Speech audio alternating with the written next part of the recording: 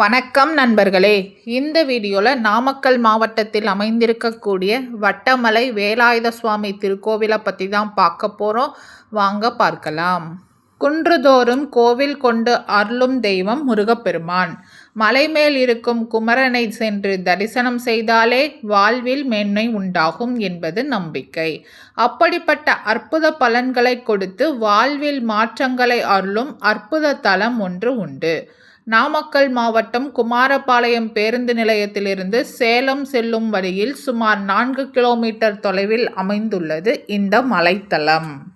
சிறப்புமிக்க இந்த ஆலயத்தின் தல வரலாறு சித்தர் ஒருவரோடு தொடர்புடையது.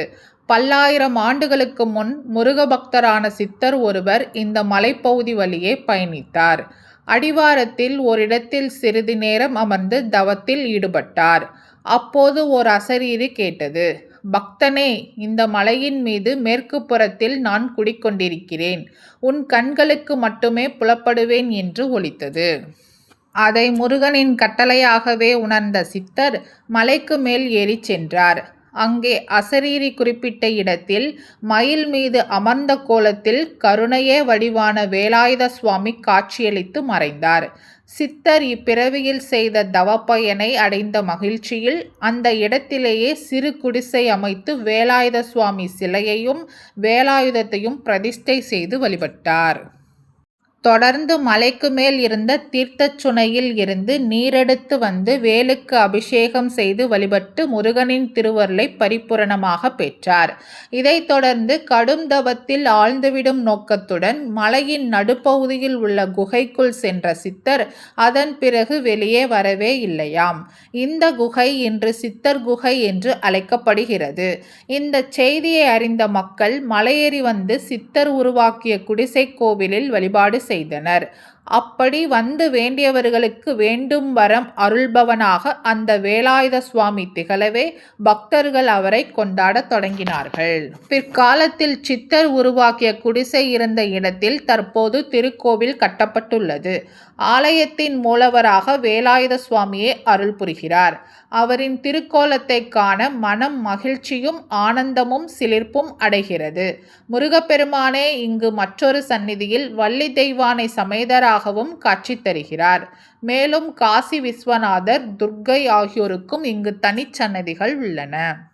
இங்கு வந்து வழிபட்டு செல்லும் பக்தர்களுக்கு உள்ள திருமணத் தடை, குழந்தை பேறு இல்லாமை, தீராத மனக்கவலை ஆகிய பிரச்சனைகள் நீங்குகின்றன. வாழ்க்கையில் இதற்கு முன்பு இருந்த நிலை மாறி தொழில் மேன்மை, வேலையில் முன்னேற்றம், செல்வ வளம் சேரல் என நற்பலன்களை பெறுகிறார்கள். பேச்சில் பிரச்சனை இருக்கும் குழந்தைகளை இங்கு அழைத்து வந்து வழிபடச் செய்தால் விரைவில் பேசும் திறன் வாய்க்கும் என்றும் சொல்கிறார்கள். மேலும் இங்கு வந்து சிறிது நேரம் அமர்ந்து முருகனை மனதில் நிறுத்தி தியானம் செய்தால் மனம் அடங்கி பேரானந்தத்தை அனுபவிக்க முடியும் என்கிறார்கள் பக்தர்கள். பங்குனி உத்திரம், தைப்பூசம், கிருத்திகை ஆகிய திருநாட்கள் இங்கே வெகு விசேஷமாக கொண்டாடப்படுகிறது. அதேபோல் பௌர்ணமியில் கிரிவலம் வந்து வணங்குவதும் விசேஷ வழிபாடாகும். இந்த ஆலயத்தில் இருக்கும் தீர்த்த கிணற்றின் நீரானது புனிதமாக கருதப்படுகிறது.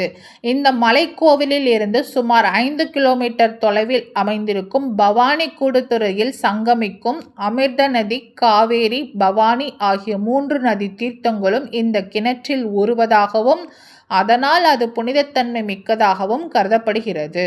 இந்த நீரை கொண்டுதான் தினமும் வேலாயுத சுவாமிக்கு அபிஷேகம் செய்யப்படுகிறது. வாய்ப்பிருக்கும் அன்பர்கள் ஒருமுறை வட்டமலை சென்று வேலாயுத சுவாமியை தரிசனம் செய்து வாருங்கள். உங்கள் வாழ்க்கையில் உள்ள வினைகள் யாவும் தீர்ந்துவிடும்.